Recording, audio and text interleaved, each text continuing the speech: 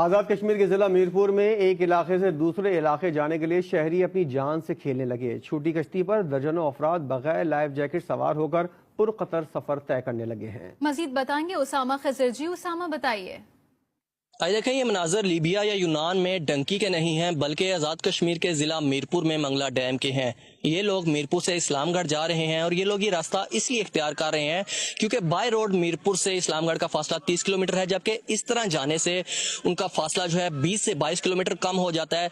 लेकिन इस रास्ते में जान जाने का खतरा भी है। कासम मजीद उन्होंने इस मामले का नोटिस भी लिया और इंसामिया को उन्होंने कहा है कि इस तरह का जो घिनौना कारोबार है इंसानी जिंदगियों को दाव पर लगाने वाला, इसको बंद किया जाए। अगर इसको बंद नहीं किया जाता तो इंसामिया के खिलाफ एक्शन लिया जाएगा। लेकिन उसके बावजूद हम यहाँ पर पहुंचे हैं तो ये काम उसी तरह से जारी है। लोगों की जिंदगियों को खतरे में डाला जा रहा है। इस बेड़े की हालत भी इतनी अच्छी नहीं है। हमने देखा कि बेड़े के अंदर पानी भी दाखिल हो रहा है। फुटेज में देखा जा सकता है कि बेड़े से पानी बाहर भी